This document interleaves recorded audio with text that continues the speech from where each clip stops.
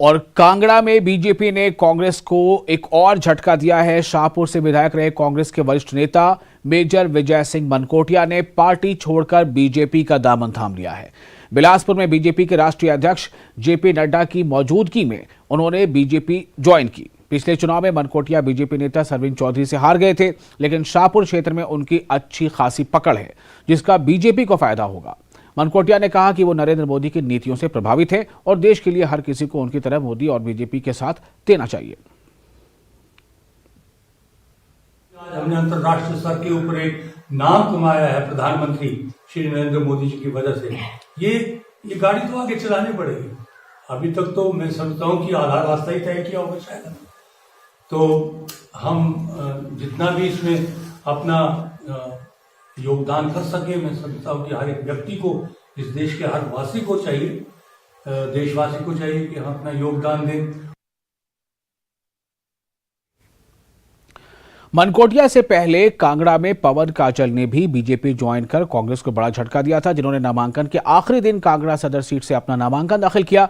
समर्थकों की भारी भीड़ काजल को कंधे पर बिठाकर नामांकन करने के लिए ले गई थी। पवन काजल के नामांकन में बीजेपी के चुनाव सह प्रभारी देवेंद्र राणा भी मौजूद थे। पवन काजल की ओबीसी वोटरों पर अच्छी पकड़ मानी जाती है, जिन्होंने नामांकन के बाद कांगड़ा में एक जनसभा को भी संबोधित किया और कहा कि मोदी और जयराम सरकार के काम पर जनता वोट करेगी और जीत बीजेपी की होगी।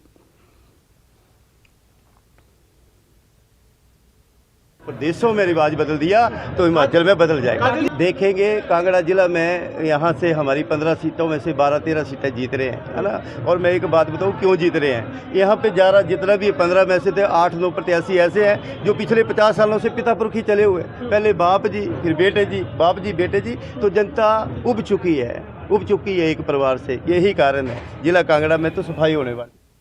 और कांग्रेस के नेता जहां ये दावा कर रहे हैं कि जनता जयराम सरकार को बदल देगी, वहीं खुद सीएम जयराम ठाकुर बार बार ये कहते सुनाई दे रहे हैं कि कांग्रेस के सपने धरे के धरे रह जाएंगे, क्योंकि जनता न सिर्फ हिमाचल में बल्कि पूरे देश में कांग्रेस को हाथ दिखाकर टाटा बाय बाय कर रही है। और इस बार हिमाचल में भी पब्लिक कांग्रेस को अच्छे से बाय बोल देगी। मंगलवार को बद्दी में भी जनसभा को संबोधित करते हुए सीएम जयराम ने ऐसा ही बयान दिया।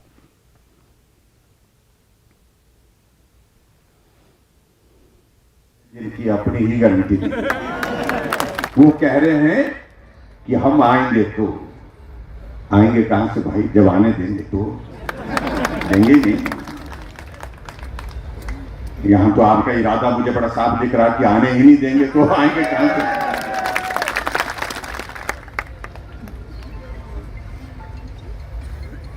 बहुत परेशानी है, लेकिन परेशानी और बढ़ेगी। इस वजह से बढ़ेगी क्योंकि पूरे देश ने मन बना लिया।